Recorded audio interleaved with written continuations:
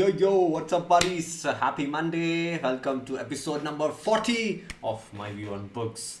And we are just 10 episodes away from milestone 50 episodes. But it's far away. I think I've been doing frequently for last 3-4 weeks, I guess, ever since Baby Blue got released and we resumed the activities and categories. So good. Let us continue, and 50 will come this year for definitely. So today I'm going to talk about a very short novella, or what do you say, collection of short stories. So obviously I'd be reading Ruskin Bond almost, I'll be in touch with Ruskin Bond almost all the time. So I picked up this short book. I just went by the number of pages. I wanted it to be between 100 to 150 pages because I wanted so that I could read it quickly and review it also, and also you get a confidence that you read a book. So it's just basically a collection of short stories. There are 15 short stories written by Ruskin Bond, and that's the book. It's 128 pages. So if you divide by 15, it's hardly a story is like hardly 10 pages or 15 pages. And there are very short stories, and there are a couple of long stories which goes on for 10-20 pages, and those are good, but generally it's a collection of 15 beautifully and what do you say, sublime short stories, beautifully written short stories. And also, if you find some of the stories in a separate published as a separate title, like if you see Blue Umbrella was the first book from that I read from Ruskin Bond, and I fell in love with the writing, and ever since I read Blue Umbrella I've been reading Ruskin Bond. So the Blue Umbrella is like in a shorter version in this book, but then Blue Umbrella is also a separate title. So you have such kind of stories which is shortened or abridged, they would say, and compiled here. But yeah, it's a book that you can pick up if you want to read it quickly, and if you are fond of Ruskin Bond, then it's definitely for you. And I'll tell you the stories of a couple of them. Yeah, the parrot. Yes, as the name goes by, there is a story titled as Owls in the Family. So basically, what happens is this grandma, and the grandson is living in the hill station, and one day they find a baby owl lying down on the floor, in the ground floor beneath the tree.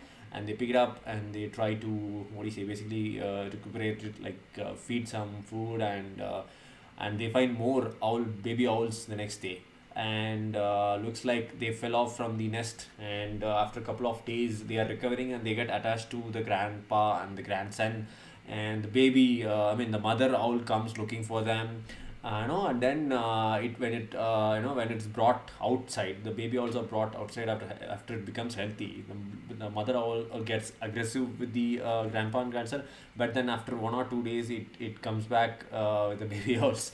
It thinks that it's good for these owls to be inside the home rather than outside. Because other birds would prey on owls, right? Owls are mostly nocturnal animals. They live by being awake in the night, and almost opposite to the other birds. So the owls basically get attached to the family, grandpa, grandma, grandson.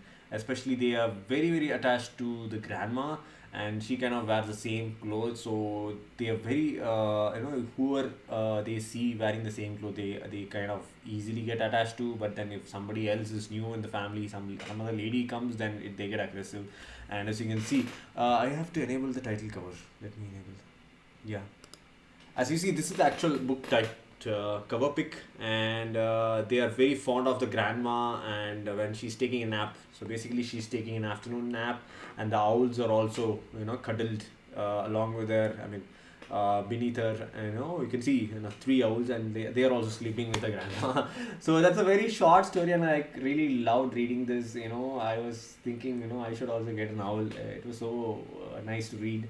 And yes, you have a lot of stories, like 15 stories of such genre, and it's mostly Ruskin Bond captures the nature, the emotions, the feelings, the experience that you get on getting close with the nature. And there is another uh, Boy Scouts forever, three kids going on a scout, what do you call them, camp trip, right? Camp trip. And Ruskin Bond is the when he was young, I think he would have been the cook, and he has written some own experience, and it was really funny to read. And there is then Four Feathers. I would have loved a complete novel version of Four Feathers. The Four Feathers is again a short story which is like 4 to 5 pages in length, I guess.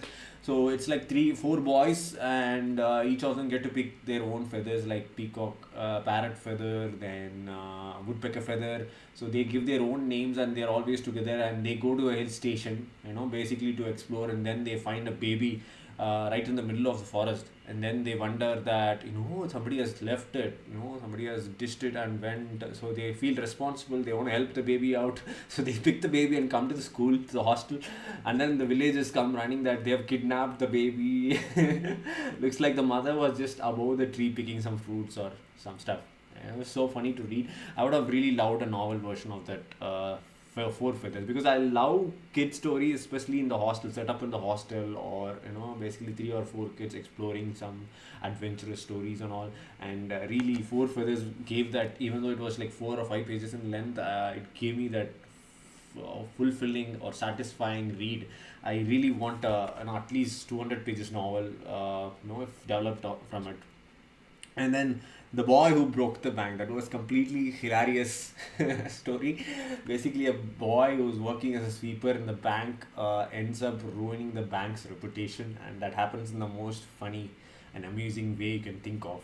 And I'm sure most of the most films would have such kind of comedy segment in their movies. I have seen a lot of segments like this. I think those are all derived from this story, The Boy Who Broke the Bank.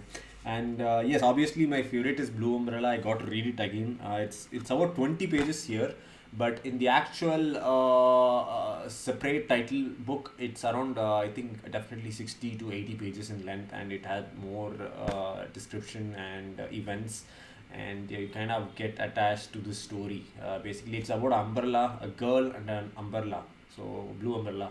The small little girl gets this admiration for a blue umbrella. She gets it, but then everybody's jealous of it. Everybody in the village is jealous of it. Finally, some bad incident happens, and then she feels guilty and she gives away the umbrella, but then she gets something back. So good. And those emotions and the nature, and how that little girl's feeling or admiration for the blue umbrella, and how what it means for her. Like, she's from village, right? She doesn't get to see decorative items, and blue umbrella is something. It's not actually for the intended use of using it in the rain or in the sunny weather, but then it's something for decorative, like showcase item, right? So, and she is kind of wanting that, and she gets it, and how she keeps it safe. Those are all amusing read. I would like to go back and read Blue Umbrella again. But here it's just a 20-page version. If you like it, then you can read it. But then I would recommend you to buy the separate book. The Blue Umbrella is a separate title, and it's around 60 to 80 pages. I have done, I think, a review on that. So do purchase it and read it. So here it's just abridged version, 20 pages. And I could go on. There is Ranji's Wonderful Bat. It involves cricket, and then a bicycle ride with Uncle Ken, the cherry tree. And cherry tree, I loved it. So cherry tree is basically again the grandpa and grandson. I think it's mostly it's from Ruskin Bond's life, right? He grew up in India as well as Britain, and he had a lot of memories in India, in the hill stations. That's where he grew up. So he has taken his life experience and put it as a story, and created a story which gets connected to everyone, even if you're not from the hill station, or even if you are born and brought up in a city. You would definitely kind of be left wanting for that kind of life, living in a hill station. So cherry tree is basically the grandson kind of ends up planting a cherry seed, and then both the grandpa and grandson together, they take care of the tree, and after so many years they see the tree, after so many rough patches, it had some dangerous situation, but then it survives that. And after a couple of years he goes outside the town, and he comes back after a couple of years, and still he sees the tree, and he's so feeling so proud. It's like he created something, and he's feeling so proud, both the grandpa and the grandson. I really, that story moved me, actually, cherry tree.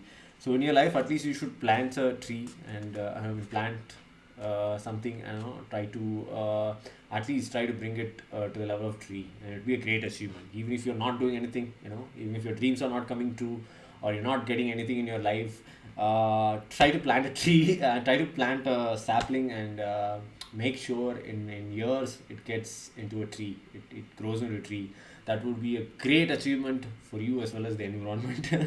And grandfather fights an ostrich. That was a very thrilling story, and you could imagine. I felt, and I think in school subjects there is a subject called non-detail where you get to read all these kind of stories, and I found that owls in the family is kind of sort of in the school curriculum. So maybe if you're a school kid, you would have heard of all these stories, and you would have heard this book in your school itself. And if you're reading it, definitely read it. Yeah, I would like to read some quotes. I have marked them, and I just before the stream I was planning, what to read, and I found this funny. So in this, he's just describing about a bicycle, okay, and he compares bicycle with cars and bikes, and he's giving the advantage of bicycle. A bicycle provides its rider with a great amount of freedom. A car will take you further, but the fact that you're sitting in a confined space detracts from the freedom of the open spaces and unfamiliar roads. So he's saying that if you're sitting inside a car, you're gonna be like always, keep your windows up and closed, and you are in a compact, refined space. But if you are in a cycle, you can feel the surrounding, you can breathe in the fresh air, and you take in slow, right? It goes slower, so you feel the environment, you enjoy the nature, the scenery, and that's what he says. Like this cannot be achieved in a car, and it was kind of funny. On a cycle, you can feel the breeze on your face, smell the mango trees in blossom, slow down, gaze at the buffaloes wading in their ponds, or just stop anywhere and enjoy a cup of tea or glass of sugarcane juice. Food slogging takes time, and cars are too fast. Everything whizzes past you before you can take a second look. And car drivers hate having to stop. They are intent only on reaching their destination in good time. But a bicycle is just right for someone who likes to take a leisurely look at the world, as well as to give the world a chance to look at him. So this was really, when you read it, it'll immediately strike you, right? So the last line, especially, a bicycle is just right for someone who likes to take a leisurely look at the world, as well as to give the world a chance to look at you. And that's a good. That's where you kind of feel that it's like it's this writing. It basically concentrates on one thing, making the reader connect with the nature, and make the reader realize that you should be more with the nature, and even though wherever you're living, try to be more relatable and connected with the nature. That's what I like about Ruskin Bond. And the moment I read Blue Umbrella, I kind of started purchasing his books. Whether I'm reading or not, I kind of kept purchasing his books. And then every month, I always try to read one Ruskin Bond book, and mostly short books. But then he has also written series like, Rusty series. So I've read a couple of books, and I'm planning to read the third book. And yeah, there are 15 stories. I have only told you about 3 or 4 stories, so I've not ruined it. Still, you have a lot more stories to read. I could have brought you the snap so you can see, right? Can you see? You have 15 stories. These are the 15 stories. So enjoy reading them. It's pretty cheap, and it will be available in any store. Ruskin Bond is a famous, popular Indian author. He's like the superstar of books, especially in Indian kids writing. Stories for kids, childhood books, child books. So yeah, so you can never be in a store where there is not a Ruskin Bond book. So do check it out. Purchase this book. It's a collection of short stories. If you are an ebook reader, then I'm sure it's going to be cheaper in the ebook store. So do purchase it, read it. It's a very short read. You can finish it in one day if you are an avid and a voracious reader, and if not, if you can finish it in 2 weeks. Even if you read basically one story per day, it's going to take only 15 days. That's 2 weeks. So do read it, and I'm reading a couple of novels and science books and self-help books. So I'm not sure whether I'll be completing them before next Monday, but I'll plan to do something. I have to pick up the old books that I've read and see what I should review. But yeah, we have done 40 episodes, which is a very good achievement for me. I feel really proud about talking about 40 books over the course of 4.5 years, and I'll continue doing it every Monday. myViewoNBooks, and I hope you enjoyed this episode. This week's schedule is packed as usual. We'll be continuing the gaming streams and movie talks, and Friday Kit Kat is dropping, and I hope you all watched the MDCU launch. Yesterday I released a launch video of MDCU.